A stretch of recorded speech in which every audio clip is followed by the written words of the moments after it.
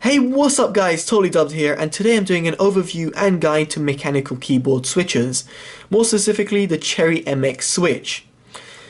In this guide I will also be expressing my subjective opinion about the keyboard switches.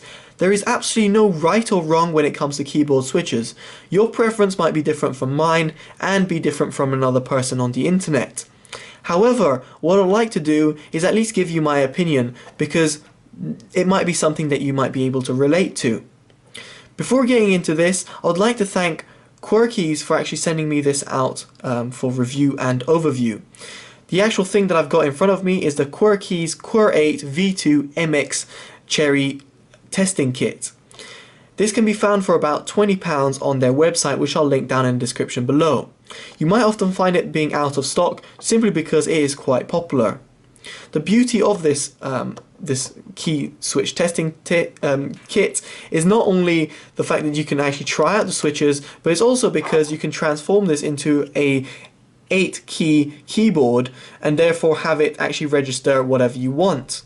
You can also even put in LEDs if you wished over here, as it's got space, and therefore you can have a nice illuminated 8-key switch.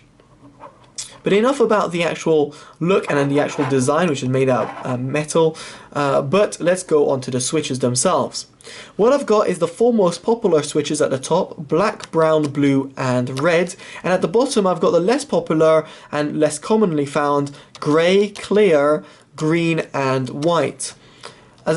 For your information, the greys are the linear ones, they're not the clicky ones. You can get either or, but it just depends on availability from QWER8. What I'm going to do is first of all go silent so you can actually hear the keys, and then I'm going to explain to you how these keys feel and furthermore where I would use them or where I would suggest them personally.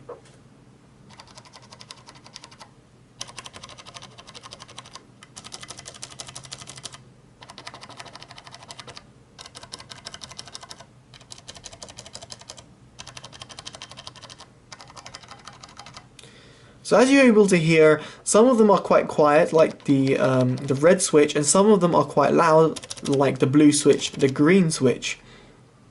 It all comes down to preference. Now let's get on to the actual overview of it. Now the black switch are actually reasonably heavy for the heaviest out of the most common four that you'll be able to find. They have an actuation point of 60 grams. What that means is it takes 60 grams of pressure for it to register your actual key press.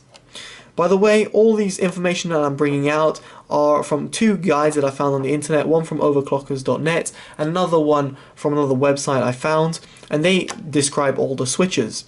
And I'll link those in the description for you guys to read. So the 60 grams of force that you need for the black switch is the heaviest one out of the four, and it's often used for RTS gaming. The reason I say RTS gaming is because an FPS gamer are tending to press keys all the time, and a black switch or even a grey switch require a lot of force and therefore can be quite uncomfortable over time. Therefore, RTS gamers which don't really want to press all the time but just want to click and have macros running, a black switch will be quite preferable.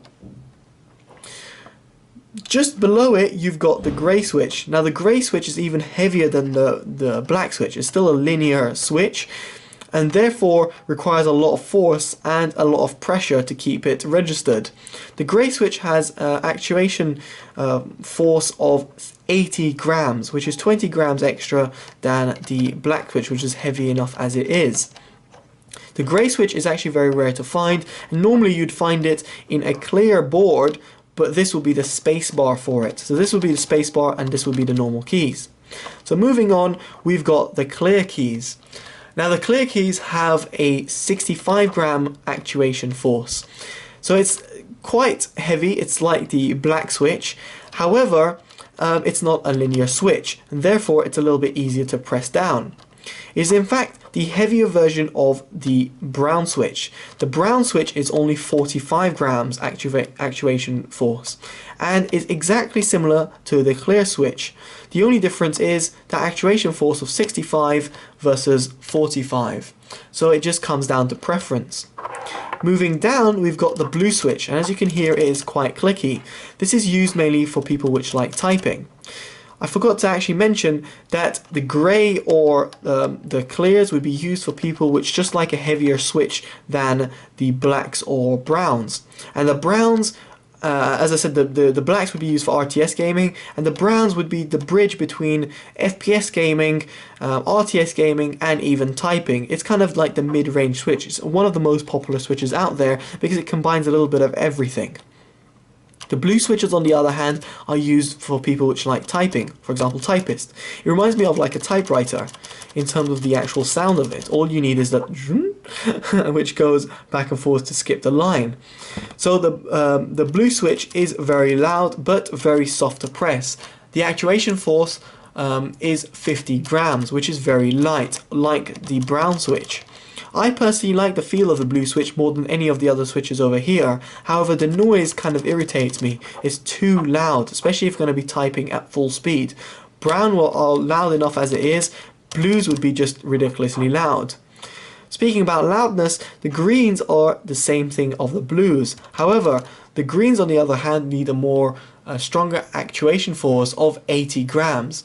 Basically, they're sometimes used as a spacebar, almost like the greys are to the clears, the greens are to the blues. They use a space bar for the blues. However, you can find mechanical keyboards which has green switches, and basically that'll be aimed for the heavier typewriter, typist, sorry, in comparison to the blue switches which are much lighter. Then we've got the white switch. The white switch is identical in terms of the actuation force and in terms of the actual feel of the switch itself. And this is an 80 gram switch as well. However, the only thing is that it's just a little bit more silent than the green switch. As you'll be able to hear, it's just that little bit quieter. So the people which would be buying the white switch would be people that are heavy typewriters, typists, sorry, I keep making that mistake, typists, but want a more silent approach to it and therefore would choose the white. Finally, you've got the reds, which are the most mushy ones out there. These are used for FPS gamers because they're extremely light. They only need 45 grams of actuation force in order to activate them, and furthermore, they're very, very soft, and therefore, for FPS gamers, when you need to hold down the button quite a lot, you won't feel it as much. Just a little bit like the browns. However, the browns have a little bottoming out, so they have a little half click and then down, whereas the reds just go completely down, full out. Whereas the blues, they have that little click. Imagine this little click being over here, but without the actual clicking noise. The reds, on the other hand, just go down, straight down, almost like the blacks. But anyway, guys, hopefully you've enjoyed this overview and guide to mechanical switches. There is absolutely no right or wrong in terms of what you should choose, but as a rule of thumb for me, I go blacks for RTS gaming, brown is the midway for a bit of everything, blue is for solely typing, and red is for solely gaming for FPS gaming. So these are the gaming switches for me, and these are kind of the typing and then the midway. Personally, I have two brown keyboards and one black keyboard, so it just comes down to preference. And personally, when it came to the my Black Perix PX 5000, I really disliked typing on it and FPS gaming on it because it was too heavy. Finally, I should also mention that these QWER8 test kit does come with these clear keys, which actually make it look really, really nice. So when you put it on your desk, it actually looks really cool because not only can you see the switches, but you can type on them as well.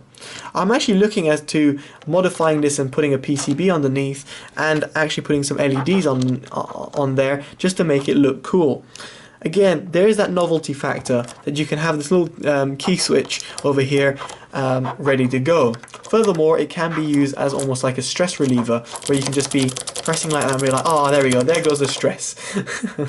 But anyway, guys, hopefully you've enjoyed this video and this overview of the QWER keys. As I said, it does look very nice indeed, and I would highly suggest it if you're looking for mechanical keyboards or would just like the novelty of having this little switch in front of you. Alright guys, well, I've been Totally Dubbed. Hopefully you like this video. If you do, give it a healthy thumbs up. And if you like these videos, make sure to subscribe for more. And finally, make sure you comment and share and favorite this video, as it always helps in terms of knowing who is active and watching my videos.